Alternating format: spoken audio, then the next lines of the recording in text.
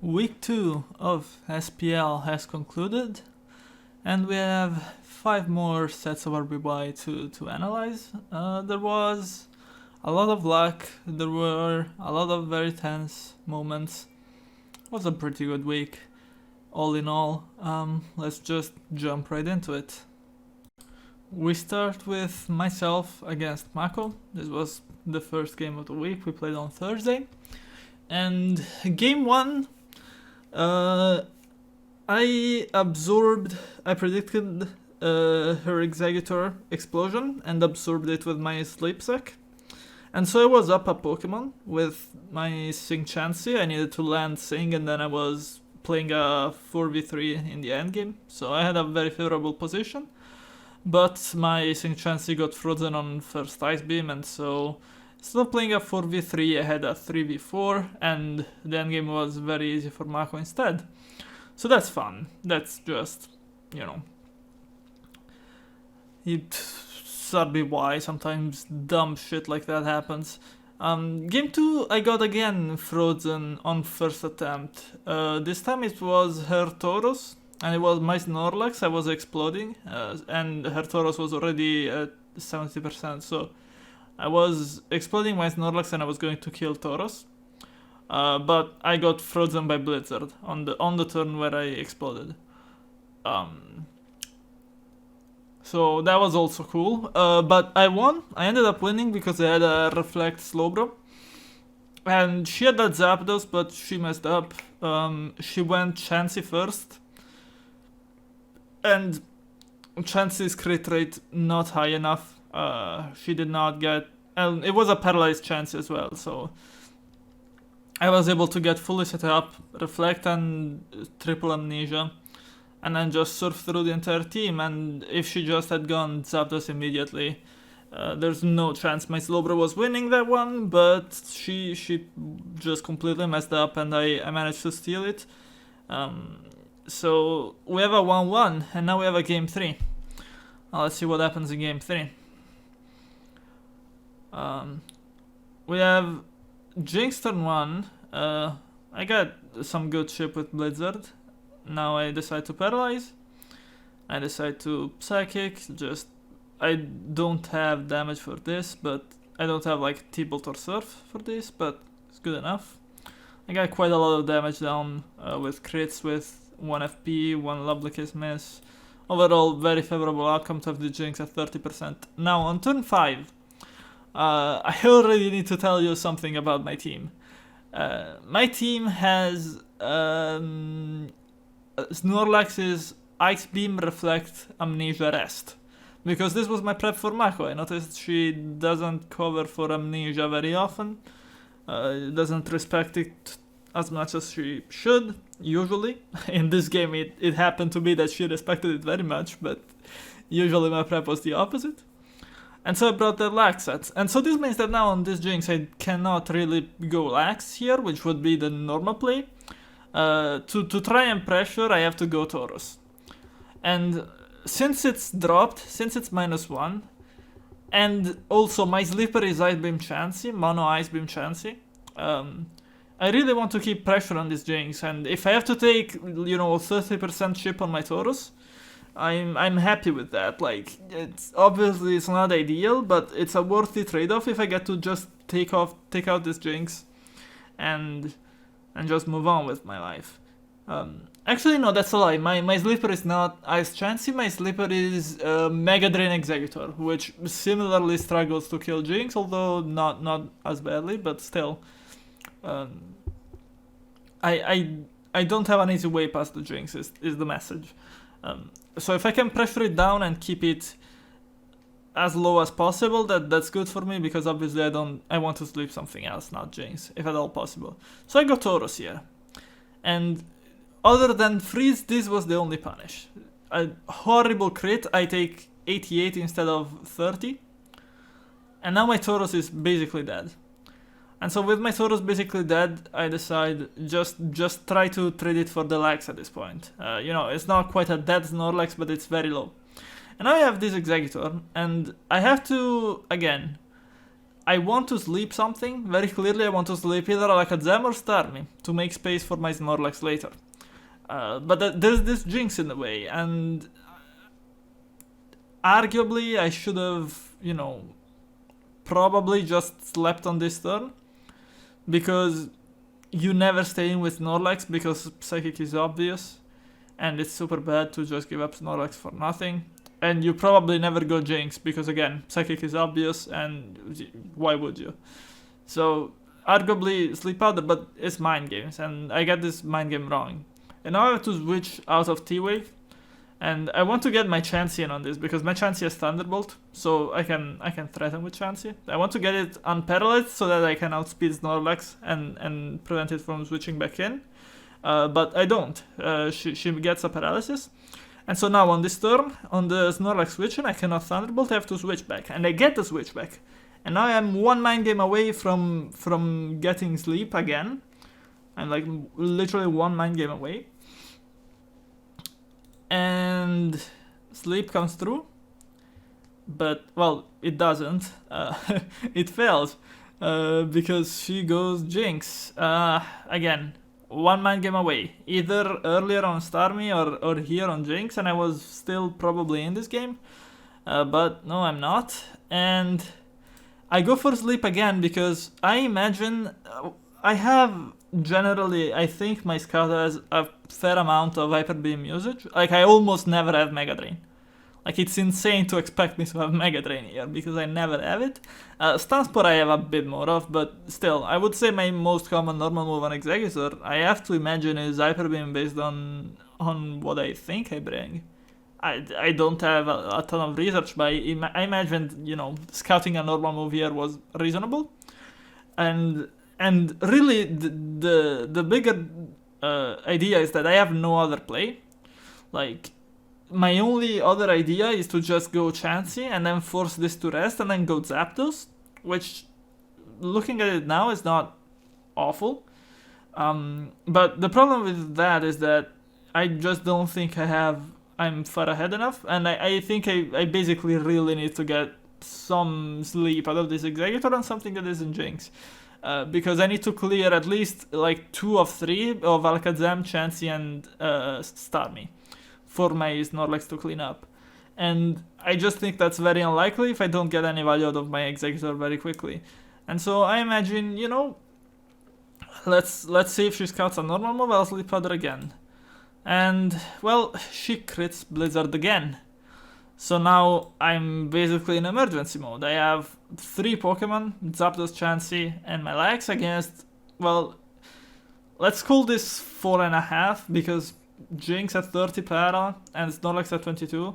Not exactly worth being called Pokemon, but they exist, you know, they're there, and 4 Pokemon at full health.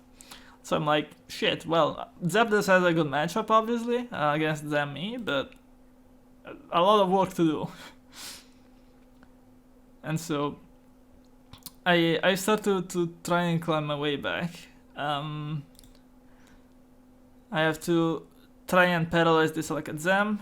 Obviously, Snorlax on Chansey is dangerous, but I don't really have options. I try to predict a boom here, it doesn't come.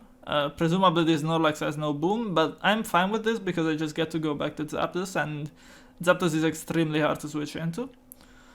We get some nice chip on Alakazam, and now that Alakazam has chipped, I say, okay, I will have to try this. Let's try it now. I will get no better option. Now that Alakazam is chipped, I'm not getting any better than this.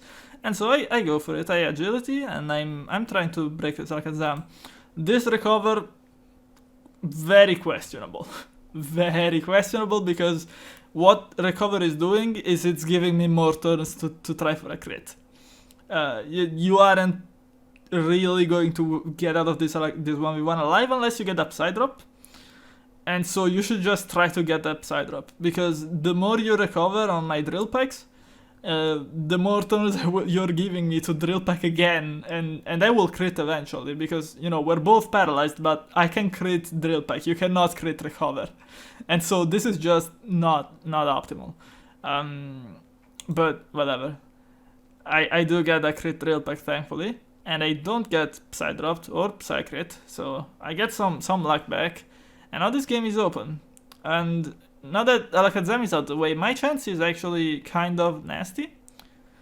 But again, there is this Snorlax here, and to my surprise, well, okay, maybe not to my surprise, but like, obviously Boom wins, but I scattered for it earlier, so now I'm feel pretty safe knowing that this isn't Boom. I still didn't expect Rest, because I think this endgame, like, if she just slams, and then my revenges with Tauros, or even Hyper Beam if she has Hyper Beam, but at this point I assume this is like Ice Beam or something. But in any case, I think if this Lex dies for chance HP, it's not necessarily bad, because enemy Tauros is starting to look very scary. But in any case, she goes for Rest, which is also entirely fair. And now I get my Zap in on Lex, and my thinking is that I still have this Lex that I need this chance out of the way, or this Starmie. And well, enemy Lex doesn't really do anything to stop my Snorlax because it's Reflect Amnesia. But enemy Chansey does. And so I will try to play to remove this Starmie. And so I try to Thunder Wave this Witchen, and I Thunder Wave this Witchen again, and this time I get it. And now the odds are still not with me, but as it turns out, there we go. We have a game. Now enemy Snorlax. I also, at this point, I'm basically just trying to enter a Snorlax endgame, because I see that my Snorlax can PP stall Starmie, and it can Ice Beam to death the other two. So this Lex dying, not really a big deal. The Chansey and the Zam dying, very big deal, but the Snorlax not so much. And I'll just have this endgame where I will Thunder Wave this Tauros. There we go. And now I set up. And now we have a game. And Starmie needs to crit 2 Psychics in a row, essentially. Which is not unlikely over 16 PP, and she needs to avoid freeze. And if that doesn't happen, I just win, because I have way more PP, 32 Reflect, 32 Amnesia, and Rest, and I just win if I don't get crit 2 times in a row, or, you know, crit into FP into crit again or something. So the odds are with me. I just have to rest this out, try and PP stall the Starmie, and whenever she goes Tauros, I get a free Ice Beam. And obviously, if I don't get an early freeze on Starmie, she can recover stall me, but it's not likely. And essentially, I just have a lot of very threatening Ice Beams in the long run. I throw out a few because I want to freeze, but now I realize that I should really be trying to PP stall around that turn. I don't remember exactly when, but at some point after a few Ice Beams, my mindset went, you know, don't risk getting no freezes, just go for PP stall on Starmie instead, because it's safer. And eventually I do get this freeze. And now, well, I just have this giant Lex, and all I need to do is I need to avoid a critical. And keep in mind, this is after game 1 and game 2 I got frozen on first Ice Beam, both times. And game 3, well, I don't want to say I got lucked per se, but there was that Blitz crit on Tauros very early on, which forced me to sack Tauros, which, if you're not familiar with this tier, sucking Tauros not ideal. And there was also, you know, those two 50-50s essentially. Well, you know, it's mind games. It's arguably skill, but still, there's an element of just guessing there, which is, you know, rock paper scissors, not the most skillful game. Yeah. I think the early game could have gone a lot better very easily for me. Is my general point, I suppose. So, you know, I've overcome a lot to get here. Can I survive an Hyper Beam crit? Can I? Of fucking course I cannot. And that's the game. That's the game sometimes. You know, there were some unsavory comments from other people towards me. And I got rather upset because I felt like I played this series really, really well. And I think if you are unbiased, if you take off the name tags and you watch this game, you watch this series, 100 times out of 100, you agree that I was the better player, but that's neither here or there really, because at the end of the day, you know, it's Pokemon, this shit happens, and now Mako has 2 wins and I have 1. Yeah, I don't really want to comment too much on those sad individuals who spend their time trying to make me angry when already, you know, this game clearly had done a good enough job at making me angry at the time. But yeah, it's whatever. It's the game. Mako 2-0, I'm 1-1.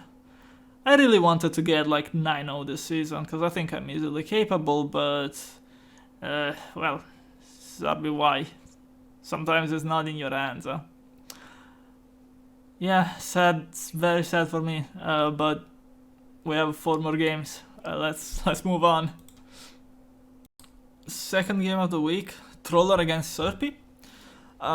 Game 1, Troller got everything. It's one of those games where you just, you know, both players click normal moves and they both play well, but one of them gets every single bit of luck and the other person gets nothing. And Troller just won very quickly, and it was one of those, and it sucks.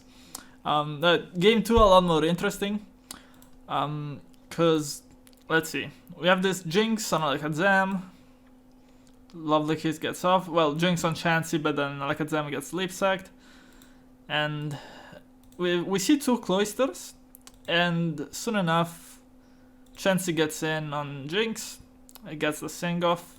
Well, gets the Sing off now. And now we have this sort of Cloyster-based middle game, where, well, Troller has the constant advantage of having a Chansey that can touch enemy Cloyster, while Serpi's Chansey, obviously only Ice Beam, very much walled by Cloyster. And so we have this sort of middle game where there is no easy way for either player to really do a lot, like big improvements in their positions.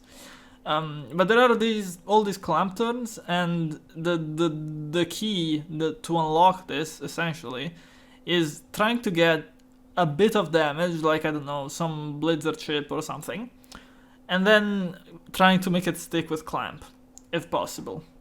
That's the easy way to make progress in this position, or at least the most intuitive one, without, you know, risking going Tauros, because you just can't really go Tauros when everything is still so high HP. And so, well, there are some Thunder Waves traded, but it's all a very slow game with neither player really having the ability to break through. Both of them have already spent, well, Serpi half his clamps, Troller 5 out of 16. But the interesting thing happens here. Serpi tries to unlock this stally situation by sending in Zapdos on Cloyster. And Troller says, get fucked, I have a Rhydon. And now this is bad for Serpi. After an unfortunate game 1, this is not what you want to see. And, well, okay. He Rhydon Earthquakes on the Cloyster switching, so it's still not, you know, breaking already, but it's bad, and yeah, there's just more positioning. There's Troller goes Tauros on, okay, this is an interesting turn. Troller goes Tauros on Cloyster, because it's not because Tauros wins or anything, but it's because he wants to push some damage on this Cloyster so that later, when he clamps on it, the damage sticks. So basically he's saying, you're resting, I have a free turn, let me just use it to get some damage down with my Tauros.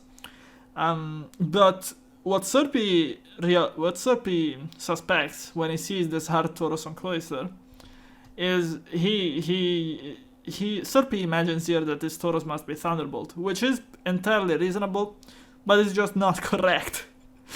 This Tauros does not have Thunderbolt. It was just there to body slam, and yeah, this is awkward because now Chansey Thunderwaves and Rhydon switches in safely, and now this is bad. This is Cloyster has to rest again, but now Chansey is at 50%.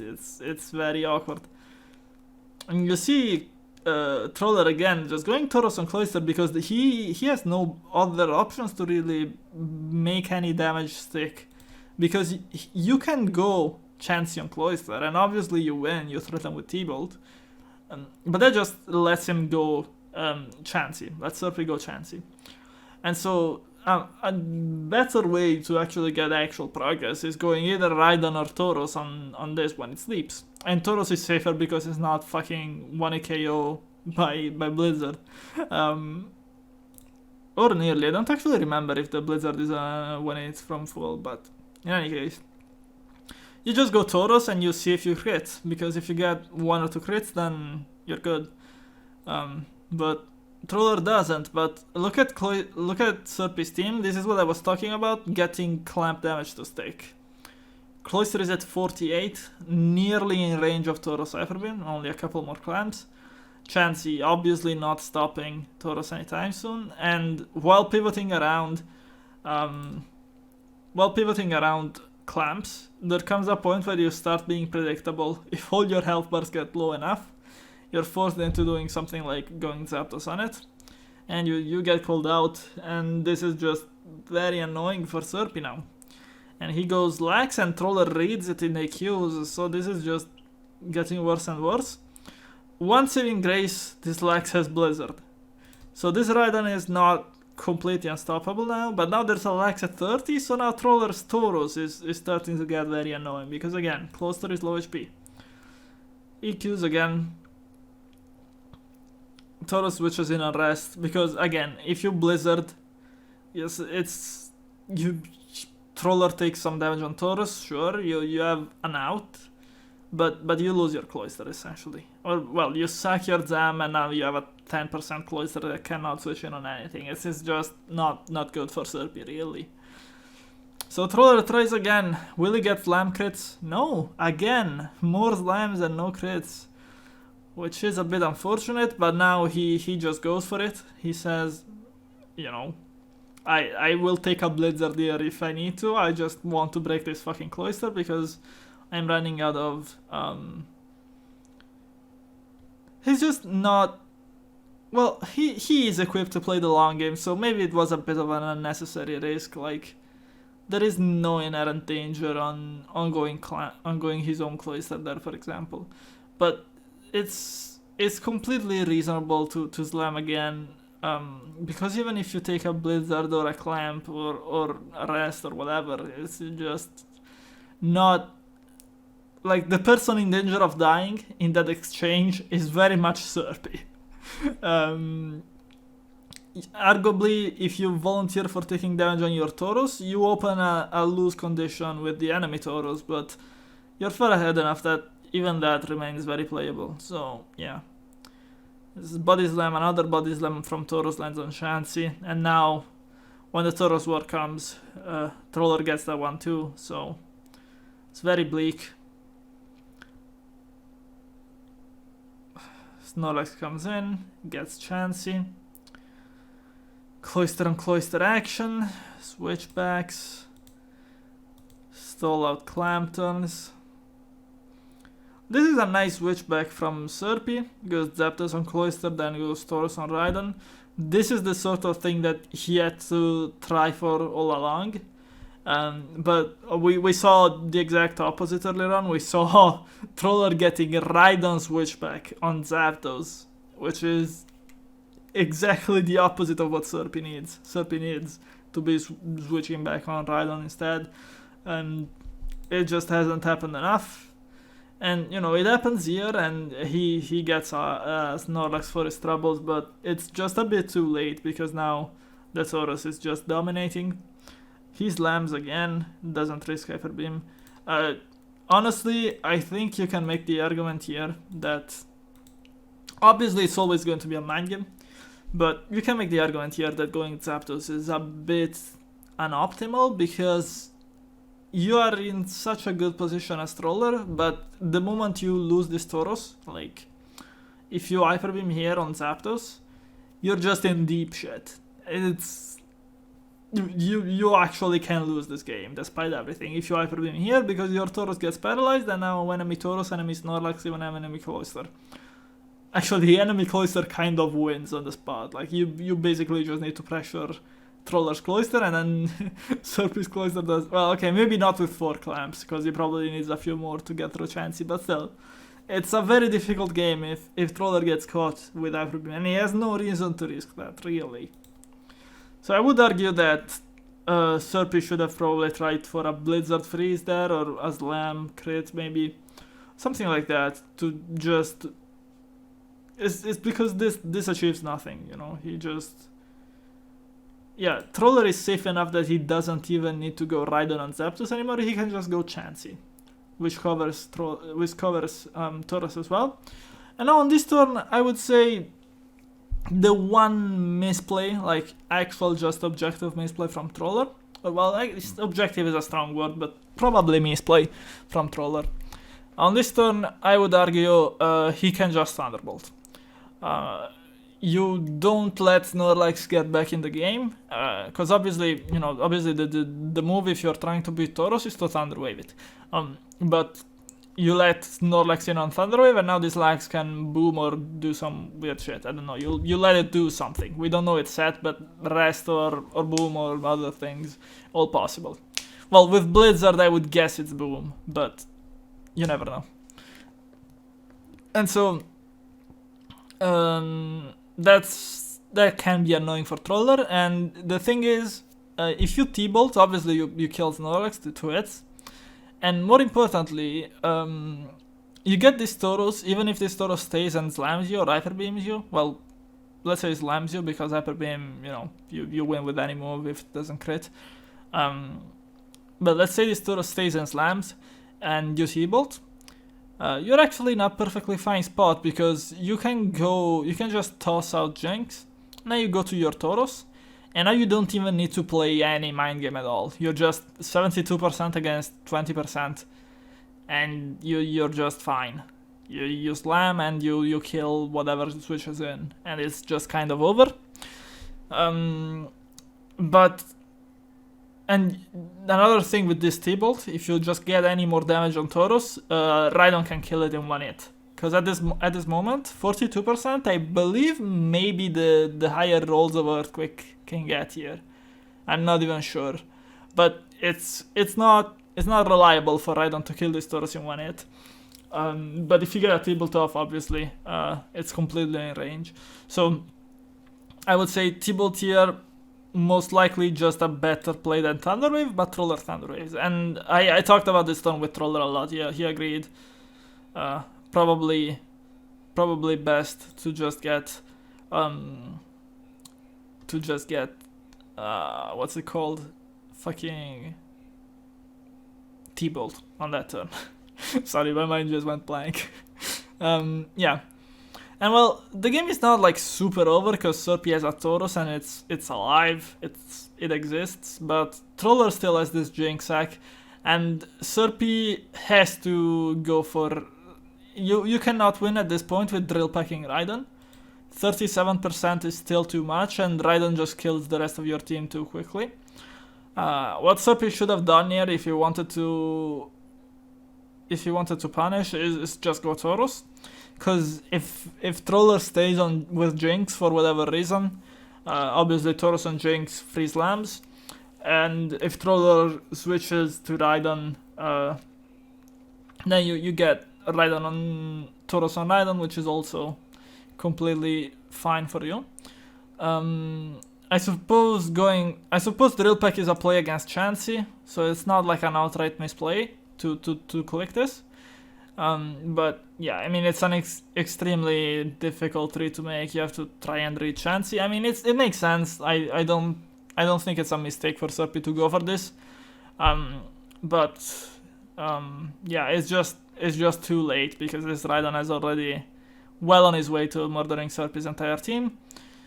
Now Troller can go Cloyster, and he can explode Cloyster to make sure that even if this Cloyster had one tie and clicked rest, with Cloyster explosion damage, it was just going to die against Rhydon or Tauros or Chansey. This Cloyster was basically dead after this explosion, regardless of whether it won or lost tie.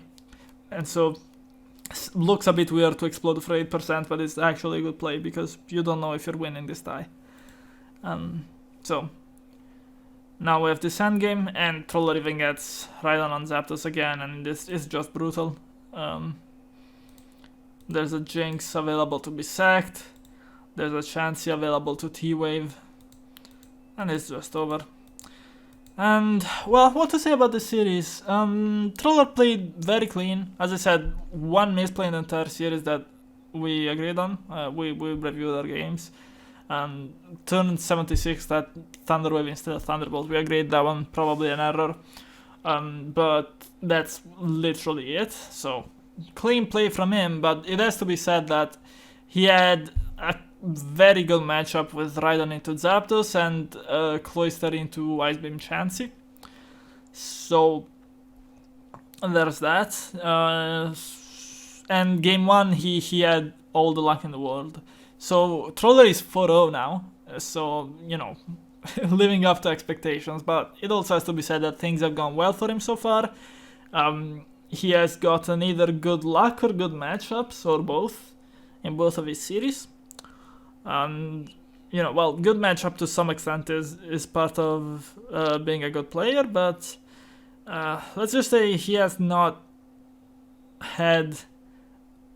been in a rough position yet. Well, I guess arguably against Hayburner, but he got lucky, so he got bailed out of that one. But I would say, you know, I want to see Troller in a worse matchup. I want to see Troller get beaten in the builder and then have to watch him climb back, because that's what it's the most fun to watch. Because he's just insane when he's forced to play, you know, super aggressive switchbacks everywhere. He's insane at that. And it's just really fun to watch, but obviously when he has easy matchups and he can make safe plays at almost every time, he will do that and he will get very controlled victories, as you saw just now. Yeah, he's just not easy to stop. 2-0 I don't think comes as a surprise for anybody. Serpi, 0-2, well, one of the games comes at the hands of Troller, so it's more like, you know, it's not that bad. But he will be hoping to bounce back, I'm sure, because obviously he's expected to be in middle of the pack, so 0-2 not really what you want, but plenty of time for him to win games. Good series, shame about game 1, which was not really a game, but game 2 was entertaining. Also not really a game, honestly, with this matchup, but it'd be like that. Now, third series of the week, friend of Mr. Golem against chuva.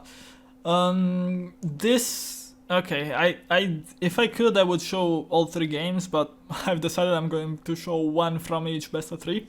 So I will just give you a sort of lengthy narration of the first 2 games and then show you game 3. So, in game 1, friend of Mr. Golem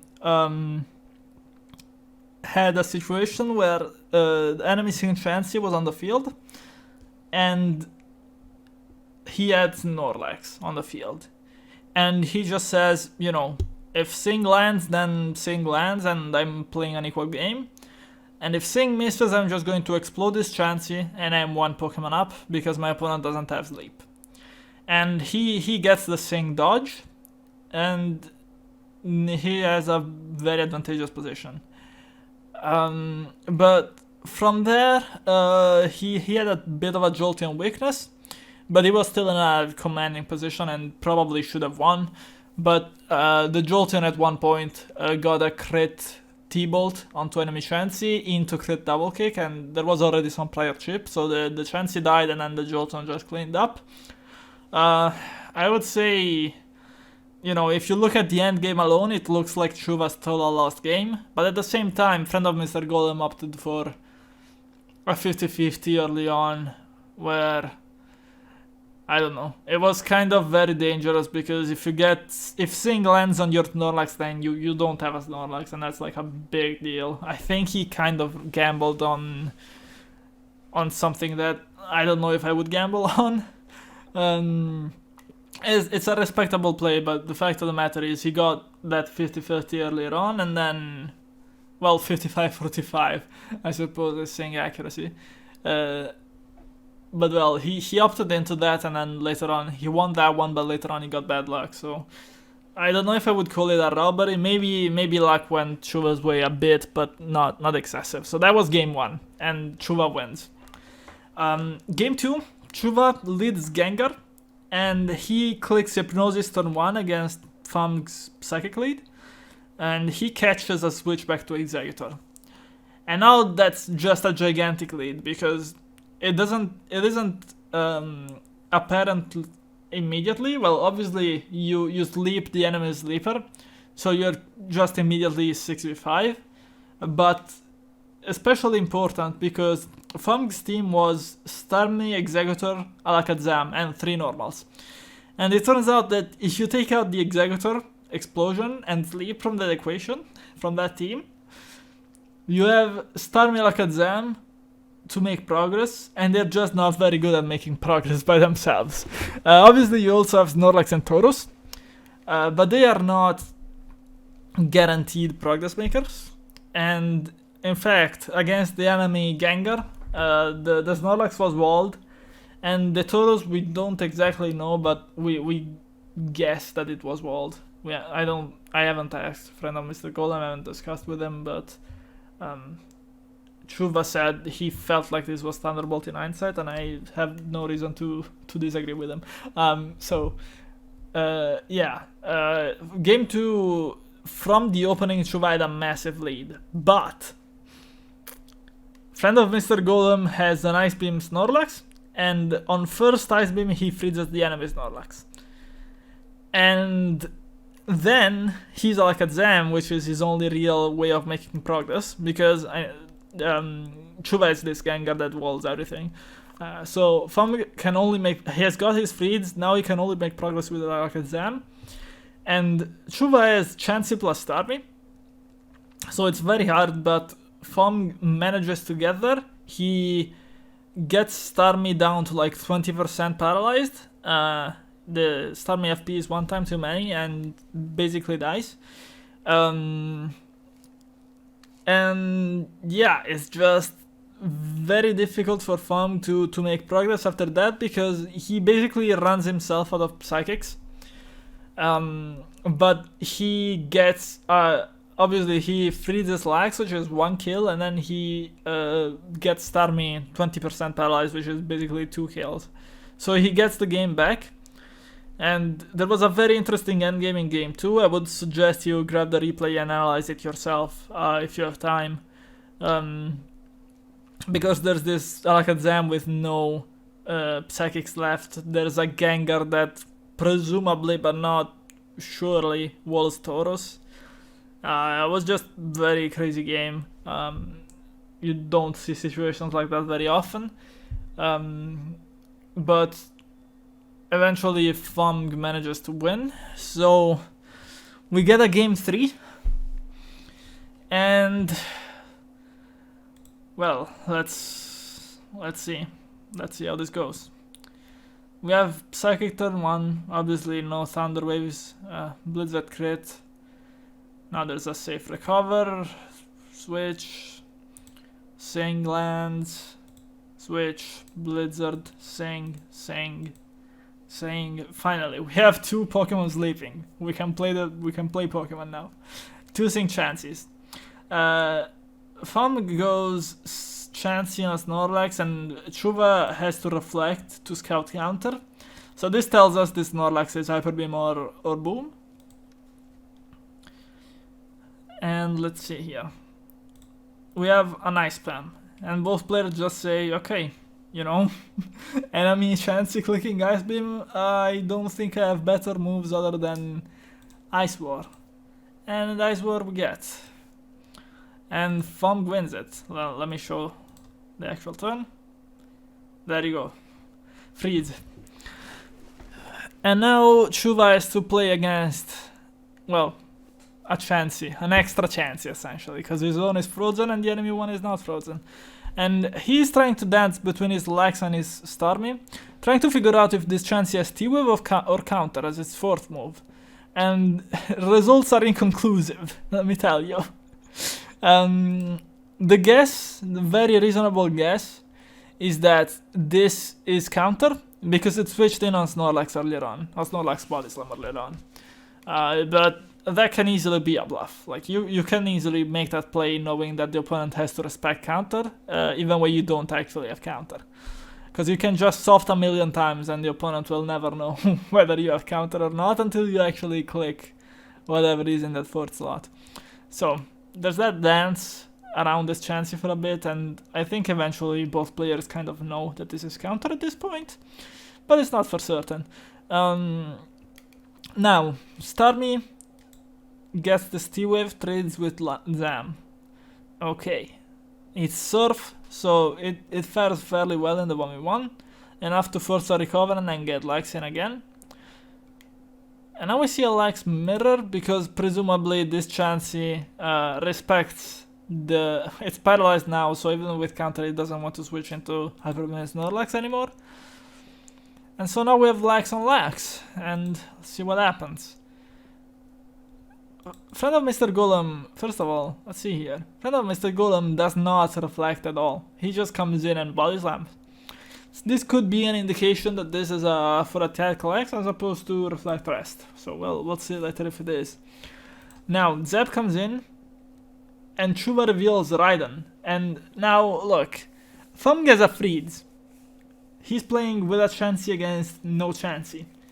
But his Chansey cannot do anything to Starmie, so it's not really doing a lot. And there's a Rhydon against Zapdos. So the freeze is good, but this is a very open game now, because Chuva has two Pokemon, Chansey and Zapdos, that basically, Friend of Mr. Golem has two Pokemon, Chansey and Zapdos, that basically cannot play the game. They're completely stonewalled. And so his way to make progress is with this Snorlax or with this Zam.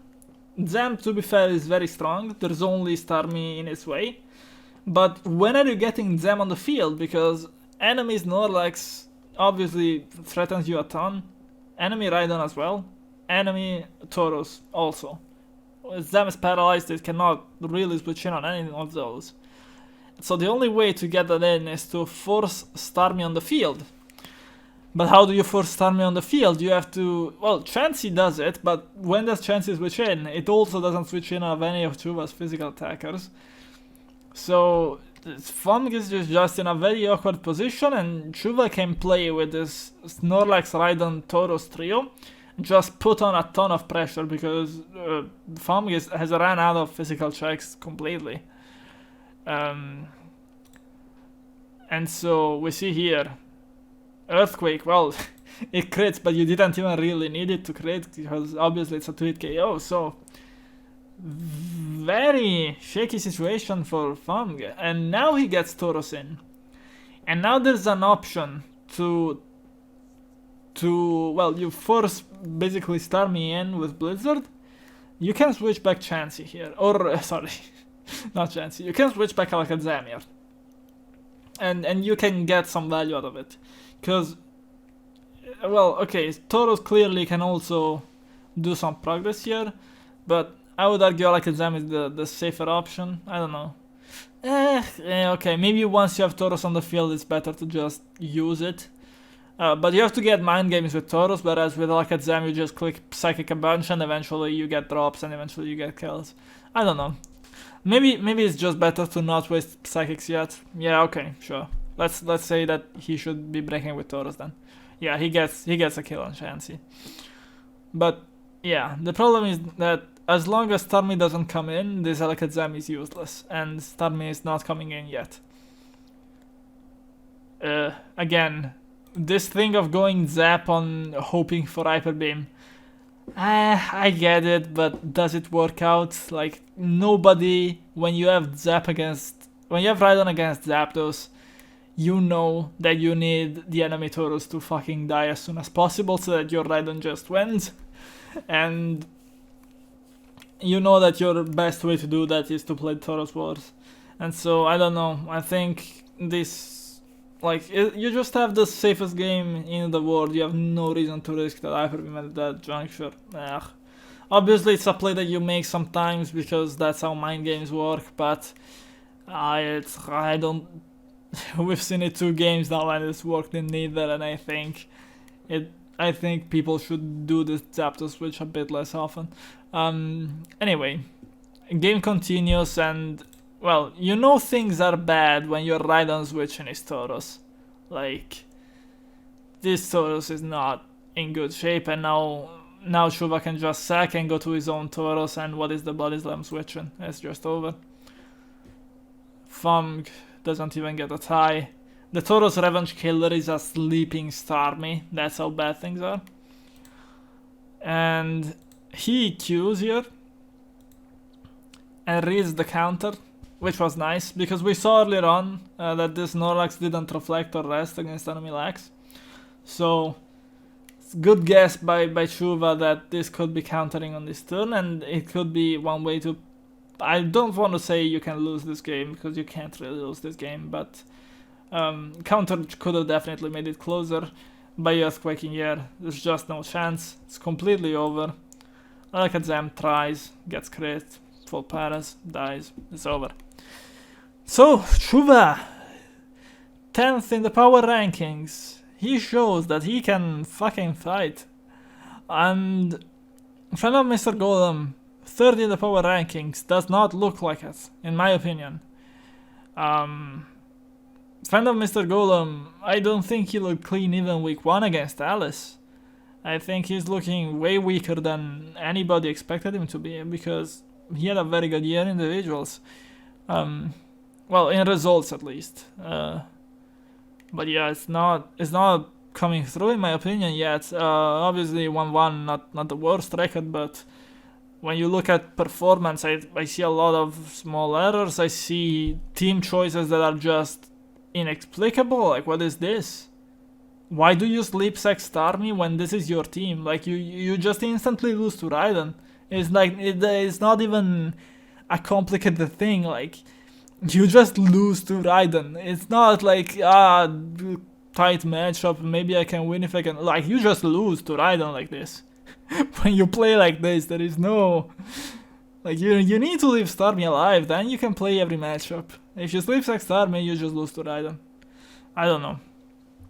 Fumg, I'm not very convinced. I think game 1 and game 2 as well was not clean from him.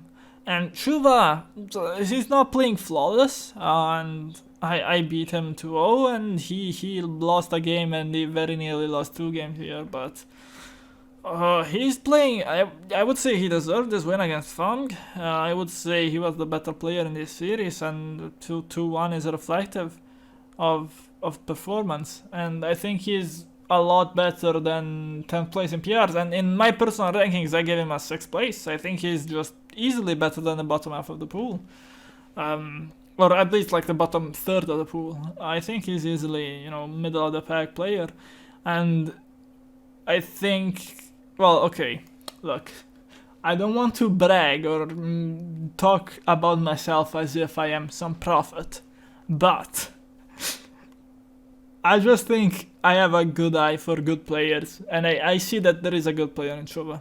It's as simple as that. I think this guy can perform like top half, top record. He can go positive easily. We'll have to see him against the rest of the pool, obviously. Season is still long, but when you get a win like this against friend of Mr. Golem, third place in PRs. Not that PRs matter a lot, but he's there for a reason. Fumg is no slouch, but he's vulnerable, and chuva found those openings and won. And he had good chances all 3 games. Game 2, arguably, he could have just cleaned this up 2-0 if he got a couple turns right in game 2's endgame. So,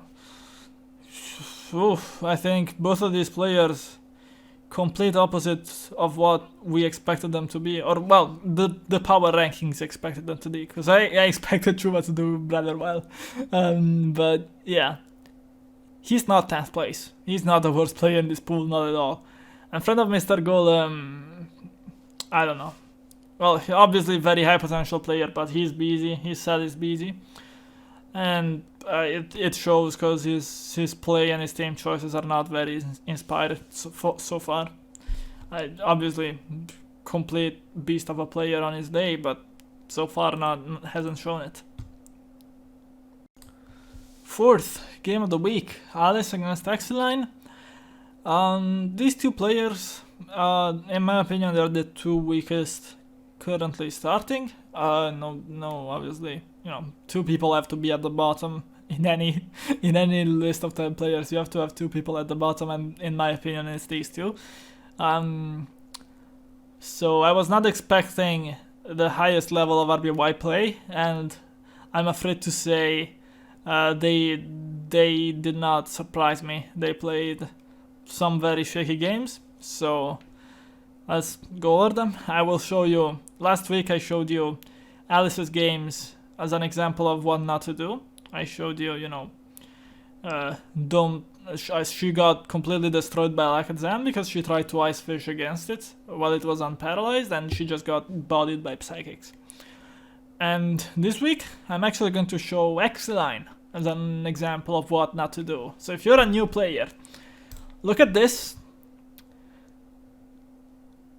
Look at this. Thunderwave on Chansey. Look at this. Sing. Man, game over. Game over. It's over. It's over. Aliss has 6 Pokemon, Exiline has 5. Exiline will never get sleep through these chances. She's just unbreakable. This is not something that you can do. Do not... people ask me, a lot of new players ask me, why don't you click Thunderwave Star 1 anymore? This is why. Watch this game. Lax on Lax. Okay, reflect, rest, reflect. Okay, Executor comes in. Oh, cool switchback, you got me, bro. Lax on Lax, reflect, slam, rest, rest. Oh no, Executor, whatever will I do? I have a Chansey. Cool switchback, bro, nice, I have Lax now. Oh, reflect, reflect, nothing happens. Oh, maybe I should go Chansey because I lose the Ice Beam. Oh wait, there's a Chansey on the enemy team, fuck. This Chansey is just not moving. She's here and you cannot touch her. And well, okay, this is a bit of an error. This rest, this body's on the rest. Like Aliss here makes a fairly big mistake. Like you have to reflect here. Like obviously, I assume she's predicting Executor's Witch, but you have to reflect here. Like you cannot, like, by doing this, you allow some very unpleasant situation where now you're just at not a good number of HP. Well, obviously, let's go back to the rest. I know if she loses the speed type, if Exiline's Body Slam comes first, she has one less Body Slam on her. But still, like, this is just not a pleasant position even still. So I don't know, bad play from Aliss, I would say, but the game should not have been open at any point. That inaccuracy, now Aliss has to play without lags, and now things are a bit tricky, but this early game was completely unplayable for Exiline in theory. And now we see that Aliss goes Tauros on lags instead of going lags on lags, because this lags is dying. And I would argue that this is a mistake, because this lags is still not dead. This 48% Snorlax. You can say, you know, I go Tauros and I force things down, and we trade my lags dies, but something else on the enemy team also dies. But I would argue that's not really true, because the enemy could very well have a Backstar me here, and Backstar me just switches in on Body Slam and can, you know, obviously there's paralysis in the way and so on, but there's definitely a world in which Exiline walks out of this without any trouble and he just gets his Snorlax back. Meanwhile, going to your own lax here was actually safer, because in the worst case, he stays and he. In the worst case, he stays and he body slams, and you throw your lax, but then the Tauros comes revenge kill. I don't know. So it's like it's worse. But if the Snorlax rests and you go Tauros, there's a lot of ways for things to go badly. And the only way for you to rescue this Lax safely, really, is to do it on another Lax that is also sleeping. So, I don't know. I think conceding this Lax, the way Aliss gave it up, is just not good. But now we see that it's just completely unplayable because now this Executor is sleep blocking as well. And so now it can even trade for Chansey. Now I don't even think this is a good trade. The roll is funny because this is like very unlikely roll. I don't remember the exact odds, but very often Executor does 100 here, but whatever. No, I would say this Executor now you probably want to keep it so that you can keep your Chansey. Because Chansey is still very good. Chansey threatens enemy Chansey, pressures with ice, forces Snorlax in, and Snorlax you can handle. I don't know. Obviously this is not a bad play, but the point is Aliss has so many options that even if she makes something slightly suboptimal, she's still easily in a winning position because again, you are not getting sleep on Aliss, and Aliss has gotten sleep on you. Very simple. And we see here, this Lax wakes up, but now it gets paralyzed. And now, okay, Aliss starts doing this thing where she thinks Tauros is a Snorlax counter. And it kind of isn't. At this point you can go, well okay, you've exploded your Executor, so if you get your Starmie paralyzed, maybe Rhydon becomes annoying. It depends on Aliss's last, but you can do lots of things that are not going Tauros here, and they're probably better. But again, my point is, when you're playing one full Pokemon down, your opponent can do a lot of small mistakes without getting punished. And we see this here. Because Aliss is not playing a perfect game, but she's just so far ahead. And now, Tauros on resting Snorlax. If this crits, it's just game over. It doesn't crit. Fortunate. Blizzard. No freeze. Nice switchback. And now Aliss continues, like even on 58%, she just goes Tauros and accepts damage, which, you know, there is no Rhydon. You know now that there is no Rhydon. So you can take damage on your Tauros, it's not the end of the world, but it's just like, why are you taking damage on your Tauros when you totally don't have to? I don't know. This Lax here being unavailable to answer enemy Lax is a real problem. But eventually, this Tauros has clicked Body Slam a million times, it finally gets a crit. It's getting a lot of chances for Para. Not quite, doesn't even land it. But again, you know, Lax comes in, full Para, annoying, but what are you going to do? Like, I just T-wave you, now I soft boiled. And you know, this is dangerous. Like, if Aliss gets FP'd here, then Executor is open. Like, you should probably just sack Lax and get Tauros in clean here, but alas. We even see hard Jolteon on Body Slam. I mean, how insane is this? You have a Starmie. It's not ideal, but you have a Starmie. You can pressure this, you can force it to rest, then you go Jolteon. I don't know, hard Jolteon on Body Slam. This thing can fucking die to 2 Body Slams. But no, finds rest somehow. Why are you clicking rest? You need to get something. I'm getting upset just watching this. Yeah, Body Slam was free. I don't know.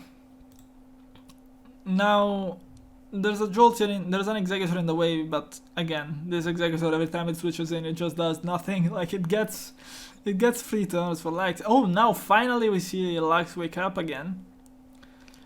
Finally we see it reflect. Now it's back, but it had to win and, well, okay. I think the roll doesn't always kill, but Exiline goes for it because it's desperate. And, you know, very fair play to go for. But now Lex is back, now there is no game. Now this game is officially not a game anymore. Not that it... For some time, Aliss had made it a game again by being very careless and letting this Lex die. And again, she gives... By not Thunder Waving, she gives a chance for speed tie loss. But Exiline is just getting so many things right, and none of them matter because he Thunder Wave turn 1. This is just completely unplayable. And yeah, he eventually gets frozen in the Lexor, but he just doesn't really... He can't do anything else. Like, maybe you can go star me on Ice Beam and try. But yeah, eventually Body Slam Para will happen and it's just completely unpleasant, completely unplayable. It's just over. So, what have we learned today? There's a reason we don't do this anymore. I don't have anything else to add. There's a reason we don't do this anymore. Unplayable game. Aliss just has an extra full mon, and you know what's funny? She didn't even use it. This time it did not click a single move. And it totally should have multiple times. But there's just nothing to do for Exiline because this situation was so unplayable. Maybe it was a different game if this Executor exploded Chansey. But it didn't happen. Aliss definitely, you know, I don't want to say tried to lose, but left openings where there didn't need to be. This Chansey, if it gets 1 FP at the wrong turn against Lex, Hyper Beam comes and now Executor is open and now you have a game. So, like, you know, you can go star me. You definitely should keep your Lex as healthy as possible. Lots of things that she could have done cleaner, but it just doesn't matter. Because even if she had lost Chansey to something, like, as long as the only way back essentially is for something very unlucky to happen to Chansey, and she didn't get very unlucky. But she definitely gave herself chances to get very unlucky when there was no need. I don't know. This was just not good. This hurts my brain.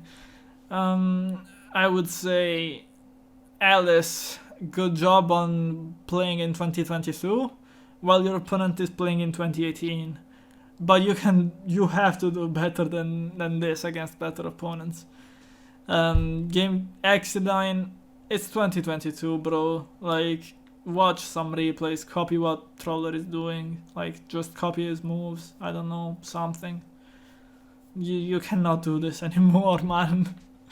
I suppose I should also mention Game 2. Exiline brought a Thunderbolt Tauros, and when he had Tauros against 100% Cloyster, he just clicked it. And he got Blizzarded and he got crit by Blizzard, which is very unlucky, but that's not how you use Thunderbolt Tauros. Because 40% on Cloyster is way less valuable than 40% on Tauros. And Thunderbolt is not a trade is not a tool to allow you to 1v1 Cloyster, because you still don't want to 1v1 Cloyster, because you just trade 1-for-1 with Explosion. Like, it's straight up not good. What you use Thunderbolt for is to break it while it's resting. And that's just... No, I don't want to say that's a basic thing, but somebody who is playing in SPL should know that. I don't know. Like, obviously Exiline, I feel for him because he's an emergency substitute. He obviously hasn't played the tier in some time at a high level. But I don't know, this is just not good, not a good spectacle. And yeah, I mean, I hope he catches up. I hope he shows better things in the future, but so far he is far off the pace. Very far. I mean, come on, Aliss is... as I said, in my opinion, the 9th best player, as I said earlier, in the pool. if you are getting too old like this, it's not a good sign, man. And for Aliss, I mean, it's 1 in the win column. It's definitely, you know, 2-0. This is not the week to criticize Aliss. It's a 2-0. It's good. But a lot to clean up, because this game could have been handled better. And yeah, week 1, obviously, she had a loss. She's prepping well, I would say this. She's getting good advantages out of the team builder, but she's just not converting them cleanly. And I don't know. We'll see. We'll see how she plays in the future, but I don't expect a great record from her, sadly. That was the 4th game. That was the... If you have to skip one, I hope you skipped that one. But clearly, if you're listening to me, you didn't skip it, so my condolences. Last series of the week. Nails against Hayburner. Let's see. This is game 1. So we have chances switchbacks from both players, and they both stay in to play the same mirror, and Hayburner wins it. Okay. Tauros on Chansey. Okay. Let's see it. Is it getting progress? No, there's a Starmie. So now Chansey comes in, and now there's a Blizzard on a Thunderwave. So Nails is doing his classic strategy of just clicking a lot of ice moves and trying for wakes that are very unlikely. And he does this every time. Like, he just plays like this. I don't know how he doesn't lose more often. So we see him here. These seismic tosses are a bit useless. Like, Starmie can FP twice in a row, but it's not going to happen. Very clearly this thing just wants to fish blizzards. I don't know if you should risk this, but alas. Okay, finally we see switch out from Starmie to Chansey to try and wake. But surprise is not to try and wake, it's to switch back on you. Ooh, so good. You know, actually fair enough, a good play. Good body slam, crit para, lucky. However, you know, again, Nails does this thing where he goes Chansey and then baits Tauros in, and then gets a switch back to something favorable. But it's not really doing progress as long as you don't burn sleep turns. And Nails is not yet burning sleep turns. So he gets his lax paralyzed as well. And now Hayburner just has paralysis on Cloyster versus 1 sleep and 2 paralysis on 2 separate things. Now Cloyster gets back in on lax. He gets rest off. And Nail says, you know what? Okay, I'm waking my Chansey on your Cloyster. If your Cloyster is trying to wake, my Chansey is also trying to wake. Except... No, why are you giving Tauros... Okay, look at this. What if Tauros crits this? Like, how horrible is this? I don't know why Nails plays like this.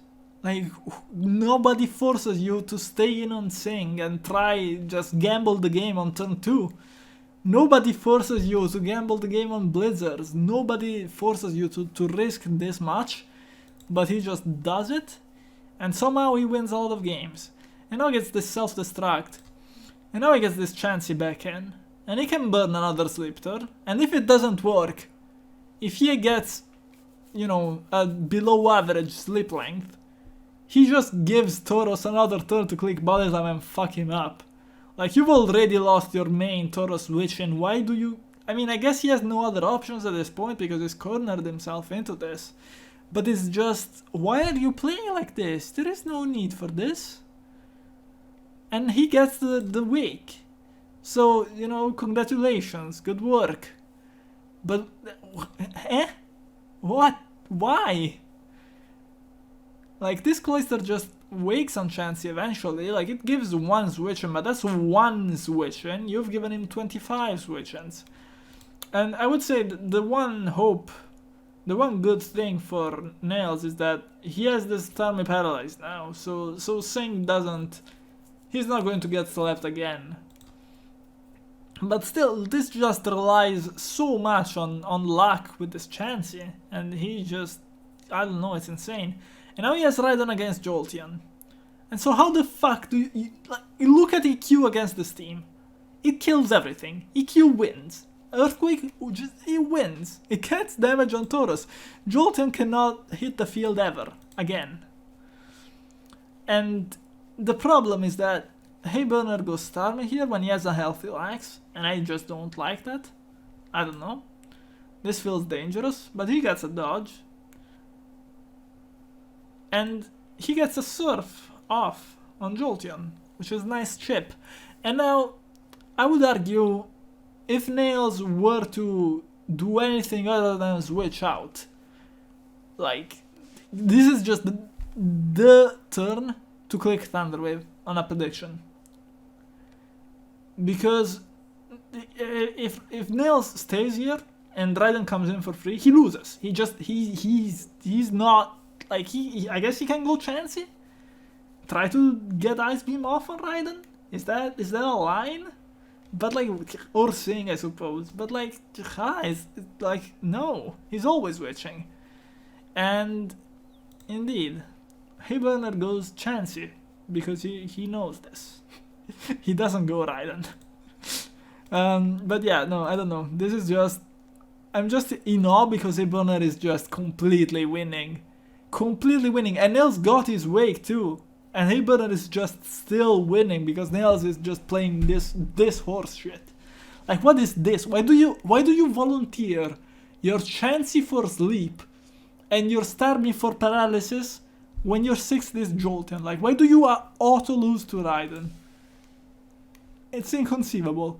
Hayburner continues with this line of trying to fish full para, and I mean, this should work against most people, or at least enough to give you turns to go lax. But against Nails, he gets a freeze, I suppose. Okay, good, nice. And now Lax is in. Nice. Okay. Good job. The Cloyster that was entirely dead is now slept. But it was already dead, so... And now, okay. Starmie full para. Not good. Oh, Thunderbolt. Nice. What is your answer now? Jolteon? Yes! Please bring Jolteon on the field. I love it. And now we have this little dance where Hayburner goes Rhydon on Jolteon, and else goes Zam on a switchback. And Hayburner continues making the safe play, which is Starmie on Zam and threaten Thunderwave, because if this Zam is Thunderwave, then we're really in trouble. And so we continue getting this switchback dance, and it continues, it goes on. And the one thing I will give to Nails is that Hayburner thinks Surf makes sense here. And it's just not a move that you ever click here. Because, let me explain this to you. Let me break this down. Because I've been just in disgust. I've not been explaining a lot because I think enough of this is sufficiently disgusting for people to realize. But this one I actually have to explain. You're doing this dance with Zam and Jolteon against Starmie and Rhydon. And your way to make progress is Rhydon on Jolteon wins immediately. And Thunderwave on like a Zam, I don't want to say it wins immediately, but it's certainly very good.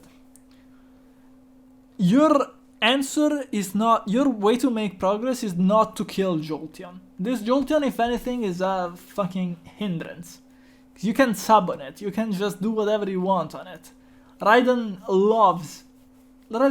would love for nothing more for that Jolteon to stay alive for the rest of the game. So trying to surf it into being slightly lower HP is just not how you go about this position at all. Your progress maker is not Starmie, it's Rhydon, easily.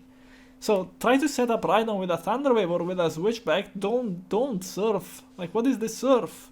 If you Thunderwave here, like, the game is, I don't want to say the game is over, but basically, like, you're so basically dead. But no, Surf, and now Hayburner is just in trouble. He doesn't have P, lucky for him. Now he gets red on this Thunder Wave. Well, now you Thunder Wave, huh? Now he gets doubled on again, and so he gets another free turn, and now the Psychic crits, and now Stormy is dead. And that would not have happened if you didn't waste a turn clicking Surf. If you clicked Recover or T-Wave there, this game goes on. It's fine. Completely fine, you're winning. You're completely winning, but now it's a game again. And it bothers me that Nils gets away with this. Because this is not a playstyle that should work. But people, when you make those wasted turns, when you don't play your odds optimally, then you get fucked. And now, this Stormy isn't even dead because there's a Chansey, and Hayburner gets a good switchback on it, but it FPs. So, I'm just furious. I'm furious because this should not work. But the Lex drops. By the way, Psychic Prediction instead of Seismic Toss, notable. But Nils, it's insane that he had to get a freeze with Stormy, a wake with Chansey, a million double switches right, this Psychic Prediction, like so many things that he does that go his way, and if one of them doesn't go his way, he's just dead lost because he brought a stupid team, played a stupid game getting his Stormy paralyzed. Like, he's so good with mind games and with optimizing odds and not wasting turns with this Surf shit, but the only reason he needs to do that is that he puts himself in garbage positions on purpose all the time, and it infuriates me. And now this game, it's still not over, not close to over. Psychic crits Stormy, so it's bleak now. EQ, should you have clicked EQ here? Maybe sub was better. Probably sub was better. Oh, Psychic crit, not even Blizzard Psychic crit, that is funny. Now EQ, does this just not have substitute or what? I don't know. Now you sack, you go Tauros, but Tauros is paralyzed, this game is kind of over now. Yeah, he goes for the crit, doesn't get it, it's over. I don't know, how has Nails won this game? Explain to me how it is possible to lose this game. Explain to me what the fuck I just witnessed. This is easily the least explainable game. Nothing in this game made sense. I wish I could provide you explanations for what happened, but what happened is beyond reason. Like, huh? I'm just speechless. I guess Alakazam is strong into Cloyster. That's my analysis. There you go. But there wasn't an alive Stormy. There was an alive Snorlax. You had Thunder Wave mega threatening because at any moment you go Lex and win. Okay. I don't know. So with all this setup, you expect me to say that Nails went on to cruise to a victory, but actually no, because Nails continued playing like this and Hayburner won the next two. He did not make the stupid Surf plays, he did not make he did not get Frozen on Blizzards, he did not get 3-turn Wake on Chansey. He got decently lucky. Nails had an horrific matchup. Okay, I'm looking at a notes page. I made notes for all the games. And for every game this week, I have at least a brief summary explaining everything. And my notes for game 3 of this series is just one word, and it's horrific. And I don't even remember what happened that game, and I don't want to remember. I'm just going to tell you that Nails probably played like this again and got fucked. And I'm happy, because Nails is so much better than this, but he doesn't want to play any way other than this, and it doesn't make sense. Hayburner, good performance from him. He started with Troller Nails, which were the 1 and 2 in power rankings, And he comes out 1-1, and he didn't look bad against Troller either. So the retain burner is looking good. Which is nice. It's nice. I'm happy to see him do well. I'm happy that in this field of disappointments, there is one person who is positively surprising me. Him and Chuva, actually, definitely positively surprising me at this moment. Other people like Nails, please please stop. Like, you're better than this, man. It annoys me so much. Yeah. Nails plays against Troller next week. So he can go 1-2. That's not what you expect from Nails on preseason expectations. Let's see if he does go 1-2. I honestly expect him to, if he continues to play like this. He has looked so unconvincing to me, and I know he's well liked. Obviously, I like him too. I teamed with him SPL9. We started off well. In my first SPL, he was my support. I love him. But I love him as a person. But when I have to look at the games and bring you my review of the games. And when I see the games, I hate Nails telephone. That's the truth. I hate the buttons he clicks. I hate the teams he brings. I hate everything about how he's playing this SPL. And if he was someone else, I would not be so harsh. But because I have such faith in him, I'm just completely ripping into him, because this is not Nails. This is not the player who goes 8-1 in SPL or whatever his best record is. This is not him. He's so much more than this. He is so much more than bring auto-lose into Rhydon type shit. I don't know. I'm furious. I'm furious. There are many reasons this week why I would be furious. You've seen many of them throughout this recap. If you want to see more, go check out my full series against Mako, because that one was upsetting. But if you want to see more, go check out. If you want to see more that isn't upsetting, if you want to see an actual good game, an actual interesting game, Game 2 of Friend of Mr. Golem against Chuva. That was interesting. It wasn't a perfect game, but it was interesting. That's a positive note for you to leave on. If you want to go and do more research of your own, that's one for you to check out. Otherwise, well, I hope you enjoyed my fury. I hope you enjoyed this week's games. Yeah, I don't know. A lot of good players, as I said, Hayburner, chuva, very happy with their performance. I just love seeing people play good RBY, and they're playing better RBY than many people were expecting them to. So that's great. Let's live on that. Let's just not mention everybody else.